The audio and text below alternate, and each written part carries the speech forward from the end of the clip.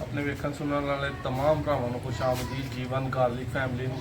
अज जी उमर भट्ट साहब साडे कोल आए ने सियालकोट तो, ठीक है, तहसील दस्का तो साडी ही तहसील दे रहने वाले ने। ये भाई कोल पुछने आए, इन्होंने साडे को 7 मन सीड लिया, अगों बुकिंग भी करवाई है। तो भट्ट साहब बहुत शुक्रिया तुहाडा साडे ते यकीन करने वाला। सीड जेड़ा है किन्ना लिया जे ते कित्थों सीड दे बारे तुहानूं पता चल लग्या सी? मैं जनाब पूरे पाकिस्तान दे ना तकरीबन स्वाबी पेशावर ते उंज भी बड़े इलाकों च फिरिया मैं चिचावतनी ते थोम जेह्ड़ा ना बड़ा मशहूर होया है। मैं बड़े थावें जाके चेक कर करके आया वां, लेकिन मैनूं एडा कोई खास थोम नहीं लगा है। एक दोस्त को पता लगा कि नादर भाई आ साडे नाल लागे पिंड उन्हां दा जनाब पीरो चक, इत्थे आया जनाब आके 20 वेख्या, 20 बड़ा ही दिल नूं लग्या। मैं फिर लैना तो मैं थोड़ा ही, लेकिन 20 वेख के मेरा दिल किया, मैं होर लाइया अगों पता नहीं लभना कि नहीं लभना। मैं जनाब फिर इन्होंने आख्या मैनूं 4 मन 20 दे दिओ। वो 20 लिया मार्केट दे विच किते 14 15 13 ते फिर गारंटी भी कोई नहीं कोई दिंदा। इन्होंने जनाब मेरे नाल गल भी की कि तेरा होएगा, असीं ये लैके भी आवांगे, बुकिंग भी करांगे। भट्ट साहब ने जी 4 मन लिया, 3 बुकिंग की है, 7 टोटल इन्हों का होया।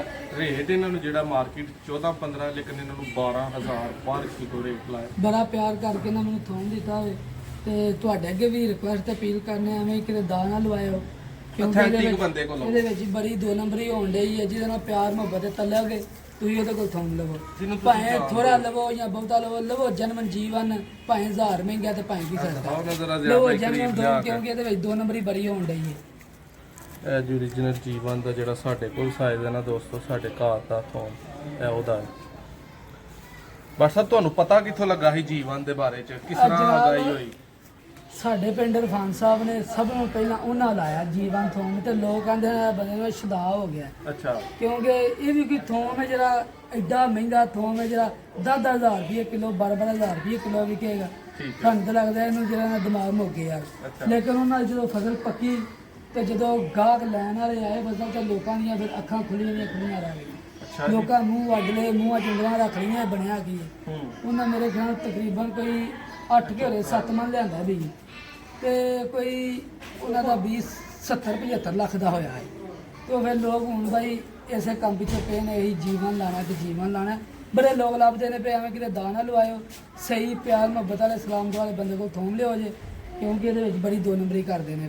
ਸਾਡੇ ਬਾਰੇ ਕੀ ਖਿਆਲ ਹੈ? ਤੇ ਮੈਂ ਜਨਾਬ ਬੰਦਿਆਂ ਨੇ ਮੈਨੂੰ ਆਖਿਆ, 1-2 ਜੀ ਇਹਨਾਂ ਕੋਲ ਲੈ ਗਿਆ ਵੀ ਮੇਰਾ ਜਾਣਨ ਵਾਲਾ ਵੀ, ਫਿਰ ਮੈਂ ਇਹਨਾਂ ਕੋਲ ਆਇਆ ਵਾਂ ਹੁਣ ਆਖਰ ਤੇ ਕਿ ਬਈ ਹੁਣ ਅੱਗੋਂ ਕਿਤੋਂ ਲੱਭਣਾ ਨਹੀਂ, ਮੈਂ ਇਹਨਾਂ ਨੂੰ ਇੱਕ ਵਾਰੀ ਚੈੱਕ ਕਰਾਂ, ਕਿਉਂਕਿ ਤੁਹਾਨੂੰ ਪਤਾ ਆਪਣਾ ਇਹ ਘਰ ਦਾ ਜਿਹੜਾ ਮੁਰਗੀ ਇਹਨਾਂ ਦਾਲ ਬਰਾਬਰ ਹੀ ਹੁੰਦੀ ਹੈ। ਮੈਂ ਨਹੀਂ ਇਹਨਾਂ ਕੋਲ ਆਉਂਦਾ ਹੈ ਕਿ ਪਤਾ ਨਹੀਂ ਇਹਨਾਂ ਦਾ ਕੀ ਹੋਣਾ ਕੀ ਨਹੀਂ, ਲੇਕਿਨ ਫਿਰ ਵੀ ਮੈਂ ਹਿੰਮਤ ਕਰਕੇ ਆ ਗਿਆ ਇਹਨਾਂ ਕੋਲ। ਤੇ ਲੇਕਿਨ ਭਾਜੀ ਇਹਦਾ ਵੀ ਕਿਸੇ ਕੋਲ ਵੀ ਨਹੀਂ ਵੇਖਿਆ ਜਿੰਦਾ ਵੀ ਇਹਨਾਂ ਕੋਲ। ਬਹੁਤ ਸ਼ੁਕਰੀਆ ਜੀ ਭੱਟ ਸਾਹਿਬ ਦੇ। ਦੋਸਤੋ ਜੀਵਨ ਗਾਰਲਿਕ ਦਾ ਖੁਲਾਸਾ ਤਾਂ ਨੇ ਵਿੱਚ ਕਰੀਬ ਲਿਆਓ ਜ਼ਰਾ ਕੈਮਰਾ ਭਾਈ, ਕਿ ਇੱਕ ਐਸਾ ਲਸਣ ਹੈ ਜਿਹੜਾ ਆਮ ਦੇਸੀ ਲਸਣ ਹੈ ਨਾ, ਉਹਦੀ ਇੱਕ ਗੰਢੀ ਜਿੰਨੀ ਇਹਦੀ ਇੱਕ ਤੁਰੀ ਹੈ, ਠੀਕ ਹੈ।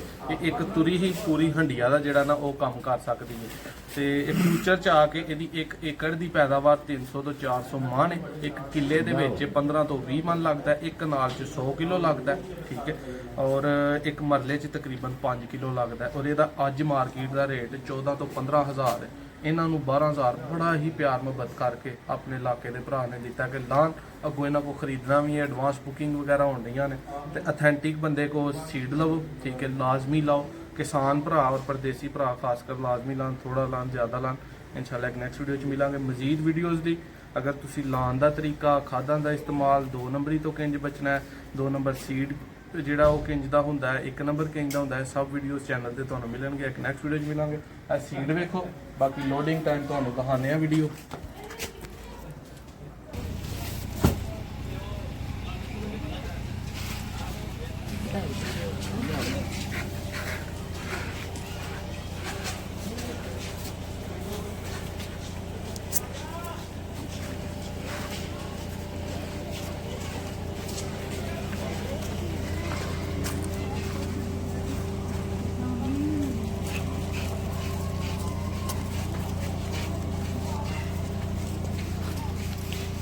Yeah.